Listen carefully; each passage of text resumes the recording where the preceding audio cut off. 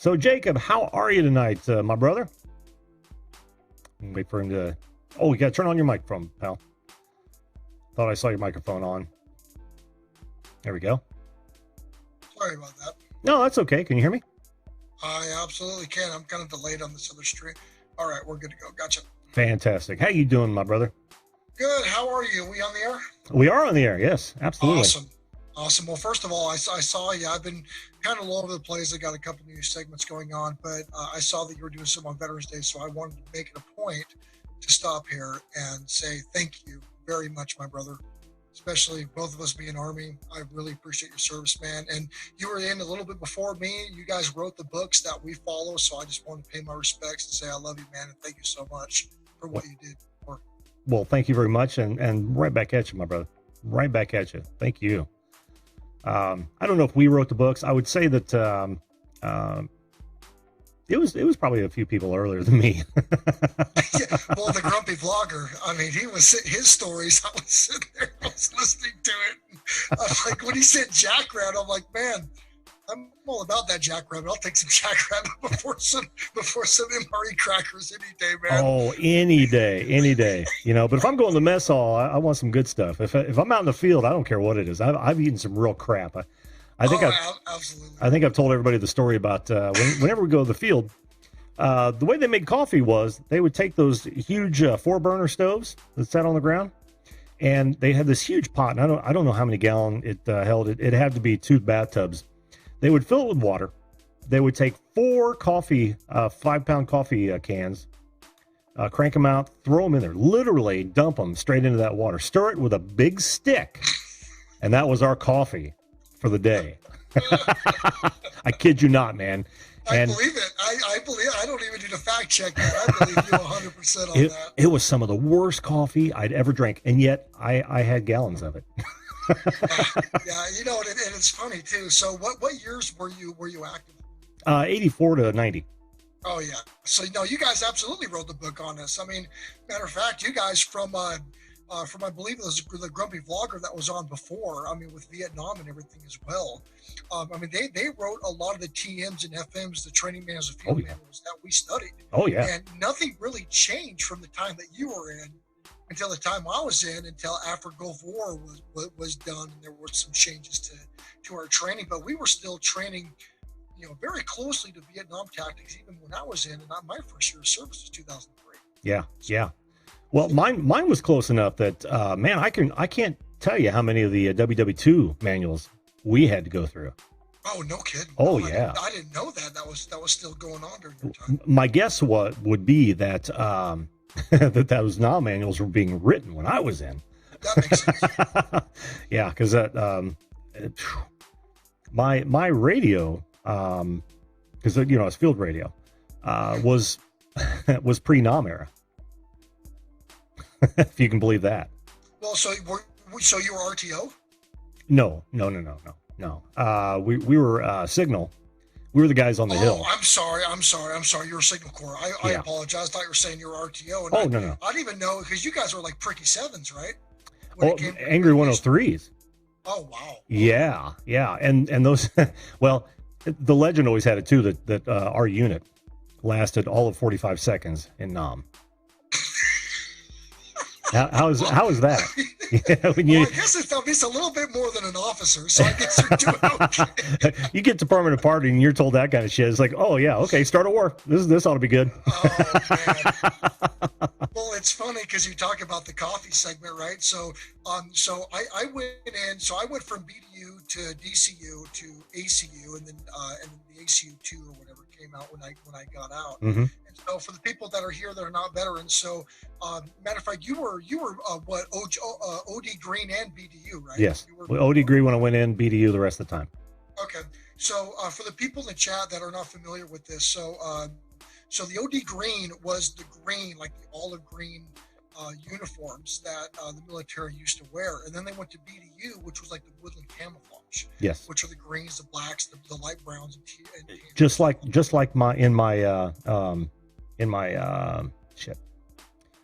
the lettering in the thumbnail. thumbnail. Couldn't think of thumbnail. Okay. Yeah. So that's like the Woodland. Yes. Correct. Yes. So that's the Woodland BDU. Yep. And then we went to DCU, which was the Desert Combat Uniform, which had some modifications, some more breathability with the air and everything because the temperatures were out there. And well, they actually had the chocolate chip cookie during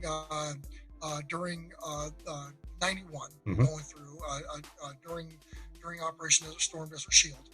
Which literally looked like cookie, chocolate chip cookies. Yeah. And then we went DCU, which is Desert Combat Uniform, and then we went to ACU, which was the Army Combat Uniform. So, the crazy thing is that while I was in, I not only went through the uniform changes, but I also went through the meal changes because I believe the Angry Vlogger was here during the C rations and that era. And then from what I caught on the chat was they were introducing the MREs. That was during my era. They were introducing the MREs. And so when you talk about the coffee thing, I'm sitting there. I'm like, we were in the field and we had kind of the more advanced MREs, the meals ready to eat, which is what MRE stands for. Yep. And so we'd never do the coffee right. We would take they would have and it was Folgers from what I remember. The red packaging. I think you're right. Yeah.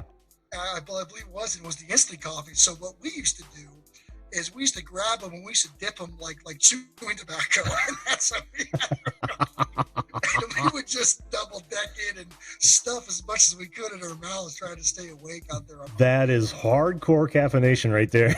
Oh, that is what. And then we got kind of spoiled. So my last tour in Iraq.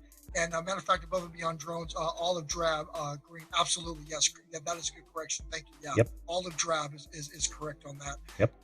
So my last tour, so I don't know. Have you ever heard? And I don't know if anybody in the chat's heard, but we had this company called Rip It Energy Drinks, and so they would send, just absolute cargo plane loads of this stuff over there. We had more energy drinks than you could ever imagine, and a lot of us, that was the only way that we operated was just shotgunning these Rip It drinks they were the sponsors of warfare, and they're sold in dollar stores now. No, they're not even worth $1 anymore. But so Rip It's, that was a major contributor to American soldiers going out and staying awake. Holy cow! I had no idea. Yeah. If you talk to anybody, especially when it comes to Operation Enduring Freedom, Operation Iraqi Freedom, and if you just show them a picture of Rip It, you'll have a 2-hour conversation about that stuff. That was coursing through our veins, man. That kept us awake, especially during patrols and convoys. Oh, I bet. Oh, yeah. Yeah, I wish we had something like that. All we had was coffee. I'll never forget when I was in CP, I would literally, we had a 35 cupper, and I would drink that entire thing on an overnight shift. Every overnight shift, just kill it. CP duty, trying to stay awake in CP duty is just that's a mission upon a mission. No, not hated CP. Yeah, well, yeah, that's a little bit different in my unit where we were. They had the command center, right? And that's I happen to be the ranking overnight, so like NCOIC. Yeah. Yep. Oh, okay. Yeah, okay, for the evening shift, only on occasion. I did a whole lot of different things when I was in. I think I've talked about being a driver for one of my butter bars and things like that. I tried to do. In fact, I even acted for one of the training films. Oh no! I'd forgotten all about that. Yeah. So are you like Tracom or no. SOCOM? Or? No. They just came out and thought they needed to shoot some stuff and gathered anyone who wanted to do it, volunteered.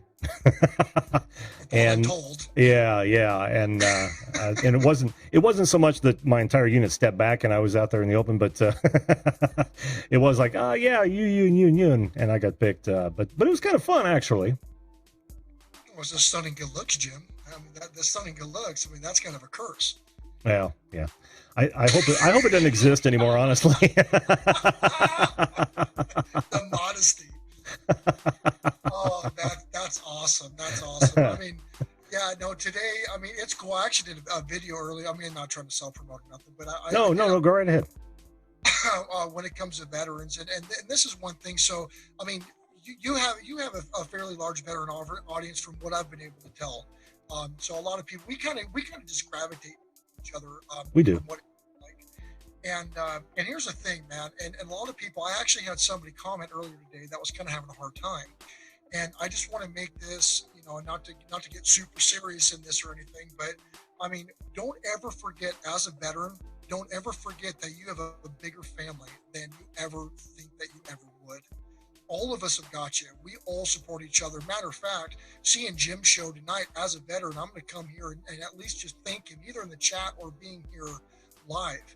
And so don't ever think as a veteran that you're alone. If you ever need help, if you ever have anybody you talk to, vent, whatever, get a hold of any of us. We are all brothers. We are all sisters. And so that is something that don't ever forget during this Veteran Day. Have a good time, drink a beer, celebrate. I mean, get the recognition you deserve, but don't ever forget that everybody's not alone when it comes to this. That's a good point to bring up, Jake. Appreciate that. Most people are aware of the legions and the VFWs. I don't know. They never pushed us to any sort of organization. Strange enough, because I served in peacetime, I don't have that same experience. Just boom, boom. But it was literally as soon as I had my DD-214 in my hand, I was done. Right, there was no going back into the gate for a while. So it was like, what do I do now that I'm a civilian again? Not to the same degree, I'll say, but nothing was ever talked about. Resources on the outside. And I wonder that hasn't been the case forever, especially given, the troubles that a lot of vets have coming back. Well, you actually would have a good handle on at least a fairly recent example, wouldn't you? Yeah, my last tour, I'm a multiple combat tour. Mm-hmm. So my last tour was in Iraq in 2009. That's when I went to reserve duty for 2 years. I got my DD-214 on July 24th of 2011. I can't remember my wife's birthday, but I know that damn. Isn't that strange? It really is, and it's crazy. And I know I'm going to sound like a horrible person right now, but I could not tell you what day my daughter was born. But I can tell you when I ATS'd. And my daughter's 2.5 months old. You would think I would remember. Oh, you will eventually, believe me. Well, yeah. I mean, the thing is, because she was supposed to be born, and my wife's a veteran too. She was security force in the Air Force, so we're both vets. Well, thank her for us, will you? Oh, absolutely. Yeah, I'll thank her a little bit later when this is done. But when it comes to, my daughter was supposed to be born during her anniversary, so I'm like, yes, right? Like, let's do this, because I'll just remember one day, and I got both of you guys. However, my daughter decided not to do that. But to go to, especially go to recent conflict, and here's the issue, right? I was combat arms. I was 19 Delta. I was 11 Bravo. So in case the people in the chat don't know what that is, a 19 Delta, I was a cavalry scout. I was forward reconnaissance for the armor division. And so I would go out in small 3-man teams. I would observe the enemy. I would observe enemy movement, troop movement, equipment. I could call for fire for artillery if it was a small contingent that I could take care of. So I operated I kind of operated, kind of doing my own thing as long as I was within mission parameters and I followed the op order and I got things done. I made a discretionary call if I could eliminate the threat by artillery or by support, or go back to the main element and leave the main element to complete the objective. And so that was my first MOS, and then I switched to 11 Bravo. And I became a forward observer. It's called LRPS in the Army, long range reconnaissance, or long range surveillance and reconnaissance for the infantry. So I did the same thing just with the infantry units. And then I was also trained heavy mechanized scout, which is the Bradley fighting vehicle, 25 millimeter bushwhacker cannon, the TOW missile launcher, all that cool stuff. And then also I was light, so 1151 Humvee. I think you guys had the tracked armored personnel carriers, I believe, in that section while you were in, and so that's kind of what I was dealing with. So, anyways, the point that I'm trying to get to is that a lot of us, because we're combat arms, we kind of have some egos to us. The whole theory of you've got soldiers, boots on ground, and then in the Army you've got infantry, and then you've got everybody who supports the infantry kind of mentality. And so a lot of people come back, especially from combat arms. They lack job experience. They lack a lot of stuff that employers want to see. Our big thing with combat arms is spirit to core. So we're all about our one family, one love, one mission. We all have each other's back. However, the mission is more important than anything else. And so when we get out of the military and we don't have a lot of marketable skills because our job is warfare, a lot of us have a hard time. However, because we're taught to be proud of our unit, proud of what we do, proud of our job, it's still a team effort, but we still look at the individual soldier. An individual soldier can still have the flag and put it on top of the objective and complete the objective, even though it's all team based. One soldier is still a powerful soldier. And so when a lot of us separate and we go our separate ways and we go to our towns or cities or whichever that we're originally from, we become isolated. We're not used to that anymore. We're used to always having a brotherhood. Mm-hmm. And so a lot of the soldiers I see that come back, their identity is through that ego and through that job that they had, that they feel that asking for help or reaching out or talking to somebody is a weakness. And a unit is only good as its weakest link. So nobody wants to be the weakest link, because that is something that needs to be improved. And so a lot of guys' egos will stop them from talking to people. And the problem, and that's why I love Veterans Days, and I feel that it's a really good opportunity for us vets. And even though I'm not an older vet, I'm still a lot older than the guys that are serving right now. We offer a chance to, hey, if you need to talk to somebody, whatever, reach out, talk to a brother, or a sister of arms, because I understand you understood what I went through, and the guys that I talked to understand what I went through. And so it's like a fraternity almost. Mm-hmm.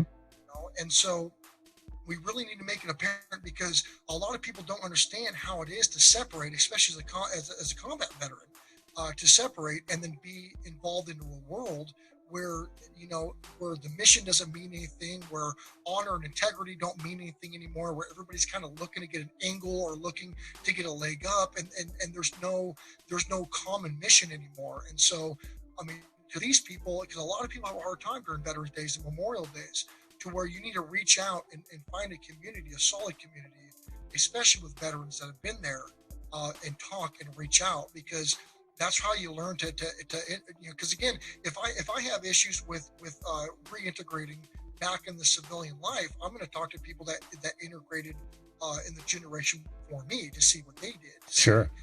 And it's a big learning experience. And so eventually, with maturity, a lot of these egos will be put aside, but we still have over 22 veterans a day are taking their own lives. Mm-hmm. And that's something that needs to be looked at and needs to be talked about. It's a tragedy, and all that is fantastic, and I would suggest that anyone having trouble do exactly that.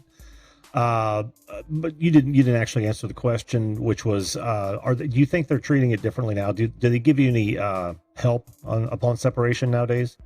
No, not in my opinion. And okay. That's why I was talking about how you need to go out and seek people, and that's why as veterans, it's our duty to make sure. Not to be crazy about it, but to go out and say, hey, like, I'm a veteran if you need help, especially on platforms like this. I can pull up your show, Jim, and know you're a veteran in about 15 seconds. There's just something about you. And then your background and the way that you approach situations and talk.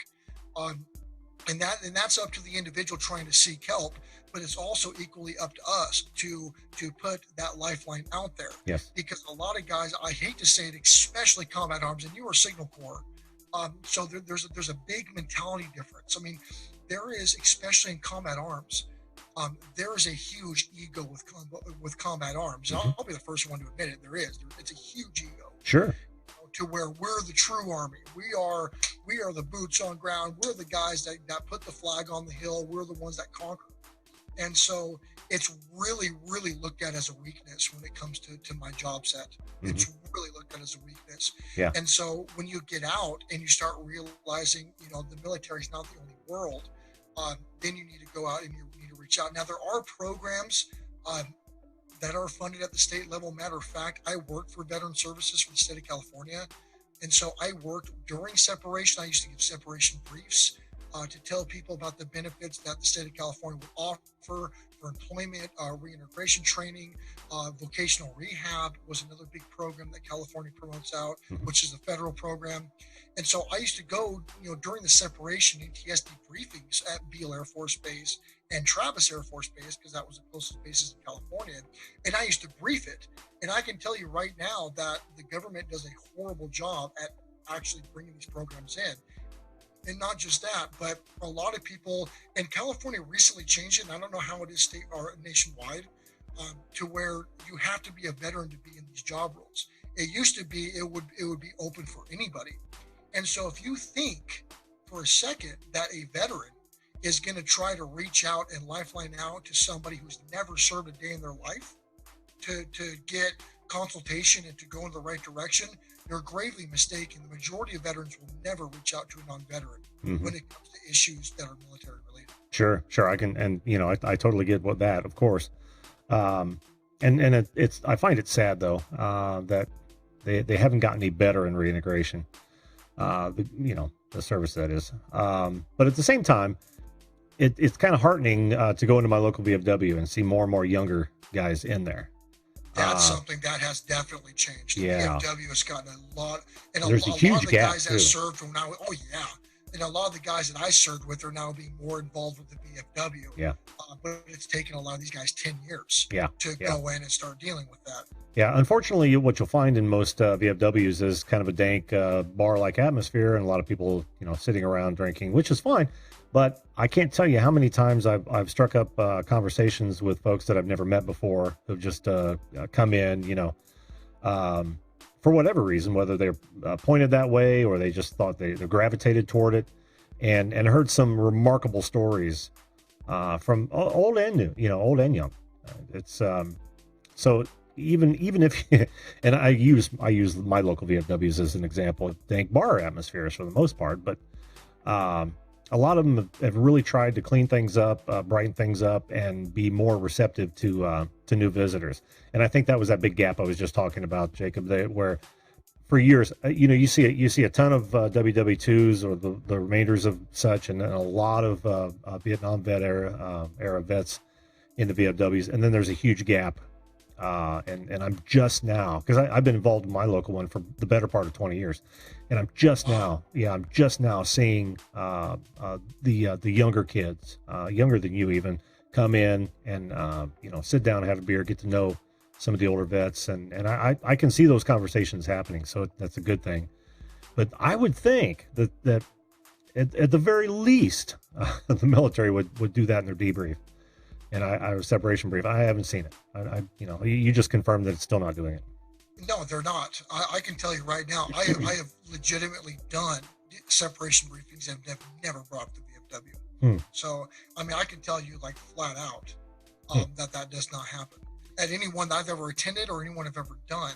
And I think the VFW, the VFW, and not to get political, but I think the VFW is a lot like the Republican Party when it comes to how people see it, to where the VFW is looked at as it's kind of an older thing, it's kind of a older generation thing, and this is their thing, and I'm going to kind of do my own thing. And then once they realize, and it's a maturity thing when people separate. Like I know when I separated, just like what just like the angry vlogger was saying a little bit earlier. I bought a Harley. You mean the grumpy drinking? You mean the grumpy vlogger, not the angry vlogger. I'm sorry. There's probably an angry vlogger out there going, "Yes, I just got a shout out." The grumpy angry vlogger. But I did exactly what he was saying that he did. I bought a brand new Harley off the showroom floor.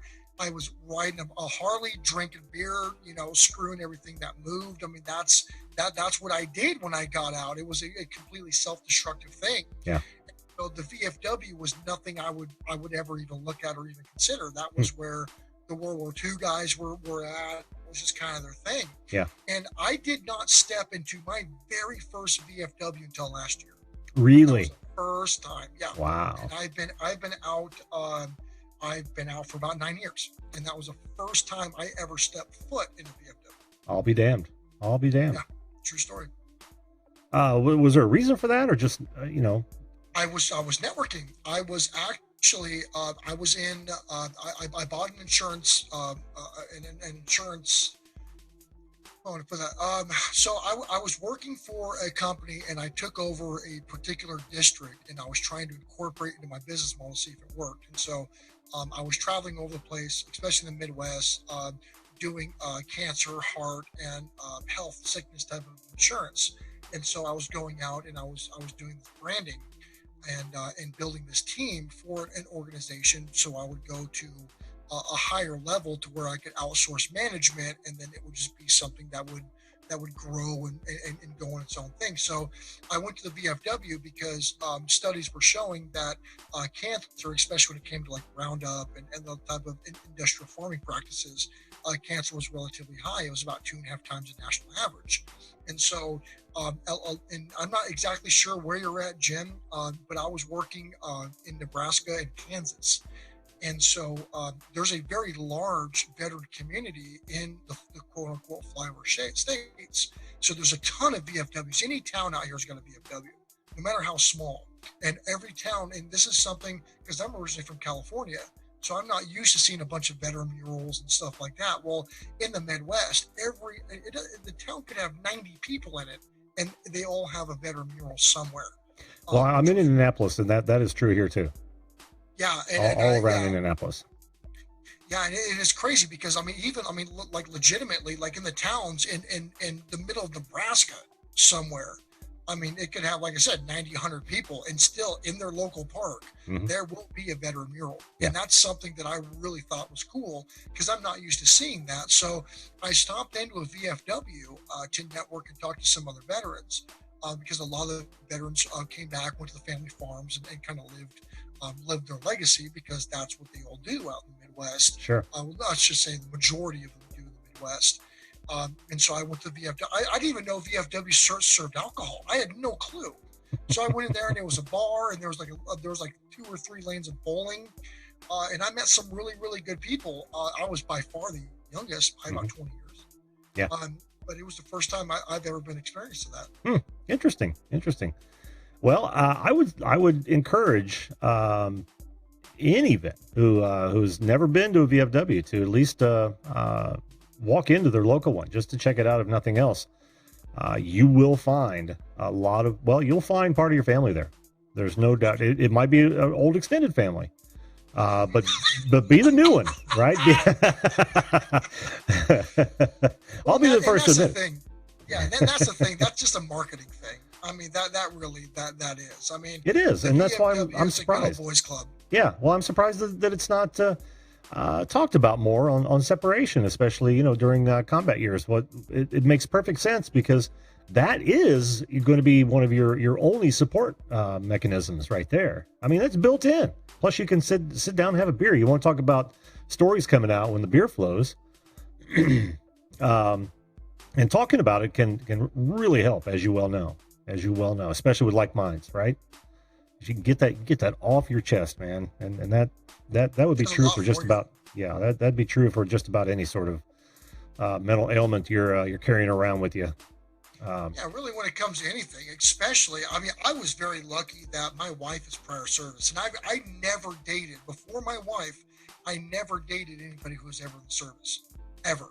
So it was a brand new thing for me, and she was in the Air Force, and she was a cop. So she was fairly familiar with some things, especially when it came to combat type situation. Doesn't mean that she could jump in a Bradley and go out and engage the enemy, but she understood it at more of a level than other job titles would. Sure. And so it's nice because I'm able to sit down and talk to her and say, like, a dream. I still have dreams. A lot of us do.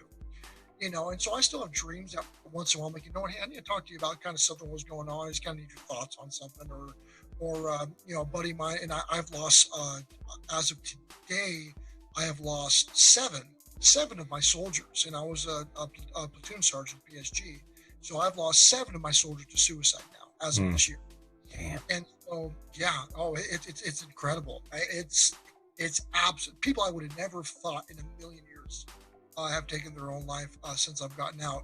So, matter of fact, I had one, not to get too crazy, but I had one actually kill his wife and then kill himself.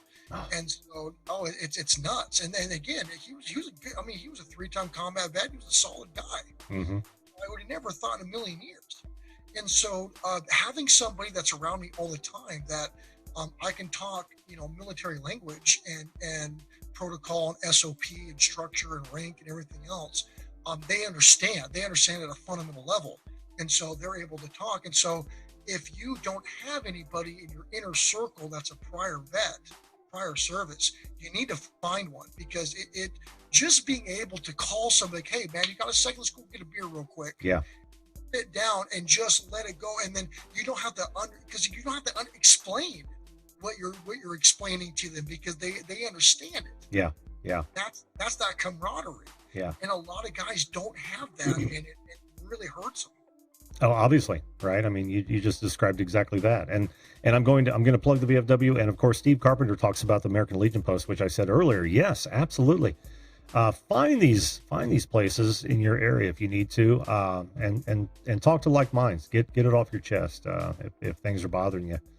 Because like Jacob said, you always your family is everywhere. Your family is all of us, and even if a vet can't identify directly, I mean they can certainly identify with what was potential. So just seek that if nothing else. All right. Well, I don't want to end this on a on that kind of sad note, but well, I didn't mean to. I mean, the nice thing is to bring you the awareness to this. Yes. And also, there's always a silver lining. I mean, again, people are going to make their own decisions, but when it comes to veterans, especially because a lot of people, when it comes to Veterans Day, I have a lot of people say, hey, my uncle, my father, my grandfather, whichever, is a veteran, and he hates today, or he hates Memorial Day, or whichever.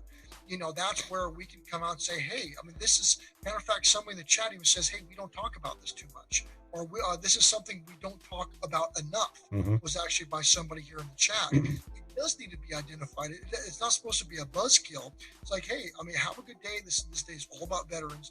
Just have a good time. However, if you know anybody, while we're celebrating, while I'm drinking some wine, talking to Jim on the video call-in show, which is the best damn call-in show on YouTube. I don't care who you are. Breaking that out. That's going to be my new trailer. He doesn't pay me to say that. That's going to be my new trailer video. And we're here, we're vets, we're talking about things that are good, we're talking about things that are bad. Again, there's a lot of us out there that if you have family that does not have connections, does not know how to outreach or whichever, reach out to us. Reach out to anybody that has a public platform that talks about these things. And that is something that really, really will help a lot of people. Yes. Because again, just like with holidays where you see veteran suicides go up tremendously, it's all about, hey, all of us have lifelines out. If you know anybody, send them our way. Hell, I'll go out to anybody and have Christmas with them if that's what they need. And that's just how I am. Sure. And I'm sure, Jim, you're the exact same way. If somebody called you right now and needed help, you'd in the streaming, you'd be there immediately. Done it.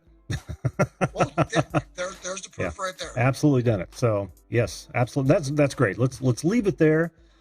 Because that is a great PSA of sorts, and I like where that ended up, Jacob. Perfect. Sir, once again, well, I didn't mean to call you sir. You worked for a living. I do work for a living, and my parents are married. Damn it. Man, it's so funny when you start talking about this, how much just rolls right back into your I tell you what, man, your cerebral cortex. It's so hilarious. Well, again, Jacob, thank you so much for your service. Thank your wife for us, Mrs. Billett, and thanks again for coming on and sharing, man. I appreciate it.